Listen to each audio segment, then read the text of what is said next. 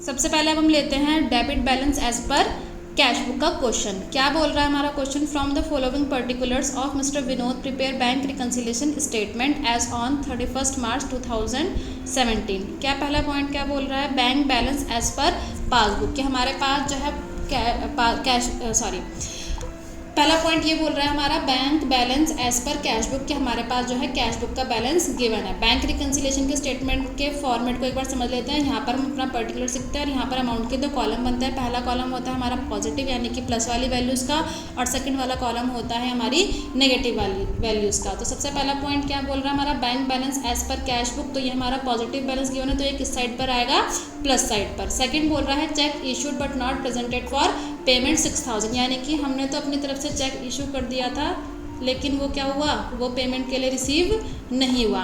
तो हम अपने फॉर्मूले वाले चार्ट में चेक करते हैं क्या सिचुएशन है। Cheque issued but not presented for payment, हमने क्या करना है कि जिसका बैलेंस हमें गिवन है हमें उसका कॉलम नहीं चेक करना है, हमें उसका अपोजिट देखना है। तो हमारे पास कैश बुक का बैलेंस गिवन है तो हम कौन सी वैल्यू उसके हिसाब से चलेंगे?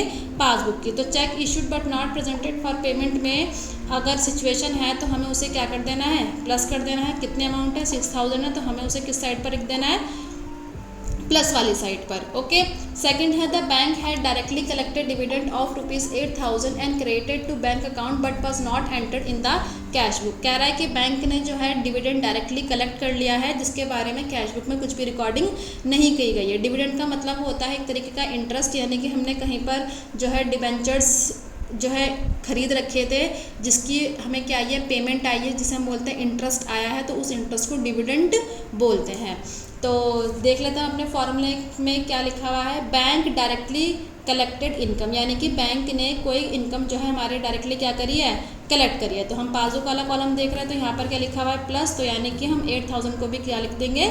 प्लस में लिख देंगे। नेक्स्ट क्या है? Bank charges of ₹400 were not entered in the cash book कि 400 रुपये का बैंक ने हमारे ऊपर चार्जेस लगाया है जिसमें कैश बुक के अंदर कोई भी एंट्री नहीं की गई है। फॉर्मूले में चेक करते हैं बैंक चार्जेस को हमें क्या करना है? माइनस करना है। तो यहाँ पर 400 को हम किस साइड पर लिख देंगे? माइनस साइड पर। नेक्स्ट है a cheque for ₹6000 was deposited but not collected by bank, यानी कि 6000 का चेक जो है बैंक में डिपॉजिट तो हुआ लेकिन बैंक में जो है वो कभी तक कलेक्ट नहीं हुआ, यानी कि हमने तो अपनी तरफ से जो है पैसा जमा कर दिया था लेकिन अभी तक वो बैंक में नहीं पहुंचा है। तो देख लेते हैं क्या है। Check deposited but not collected by bank, इसको हमें क्या कर देना है? माइनस कर देना है। तो 6000 को हम क्या कर देंगे? माइनस कर देंगे। जैसे ही हमारी सारी ट्रांजेक्शन्स हो जाएगी हमें सबका टोटल लिख लेना है। तो 50 + 6 + 8 का टोटल कितना आएगा? 64000 आएगा, और इस साइड का जो टोटल आया होगा वो हमारा 6400 आया होगा। तो जो जिस साइड पे जो वैल्यू कम होती है और जिस साइड की वैल्यू ज़्यादा होती है दोनों को हमें क्या कर देना होता है? माइनस कर देना होता है। तो जब मैंने 64000 में से 6400 को माइनस करा तो मेरी क्या वैल्यू आई? 57600, और इन सब का टोटल अब कितना हो जाएगा? 64000 हो जाएगा। और जो ये हमारा आंसर आया इसको हम लिखते हैं बैलेंस एज पर पासबुक, यानी कि ऊपर अगर हमें कैश बुक का बैलेंस गिवन है तो अब हम नीचे क्या डालेंगे? Balance as per passbook. Next question लेते हैं। नेक्स्ट क्वेश्चन ये कह रहा है the bank passbook of Messrs Boss and company showed a balance of ₹45,000 on May 31, 2017। हमारे पास अब पासबुक का बैलेंस गिवन है तो हम सबसे पहले लिख लेंगे balance as per passbook. Positive balance है तो इसलिए ये भी किस साइड पर आएगा?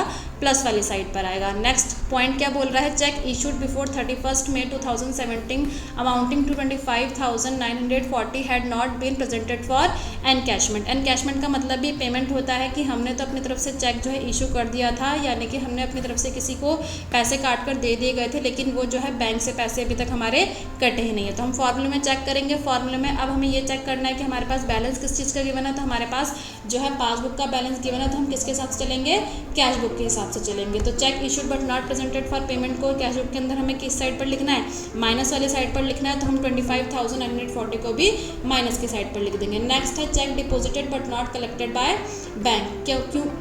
सेकंड पॉइंट पहले हम पढ़ लेते हैं। 2 checks of ₹3,900 and 2,350 were deposited into the bank but have been credited for the same in June 2017, यानी कि हमने 2 चेक भिजवाए थे बैंक में जमा करने के लिए लेकिन वो कब जाकर एक्सेप्ट हुए? जून 2017 तक। और ये जो क्वेश्चन है ये हमें कब बनाना है? 31 May 2017 तक, यानी कि इस डेट तक तो बैंक में कैश जो है चेक हमारे पहुंचे नहीं थे। तो ये कौन सी सिचुएशन बन जाएगी? Check deposited but not collected by bank. तो इस वाली वैल्यू को हमें क्या लिखना है, प्लस लिखना है। तो यहाँ पर दो वैल्यूज दोनों का ही टोटल करके हमने किस में लिख दिया, प्लस वाली साइड पर लिख दिया।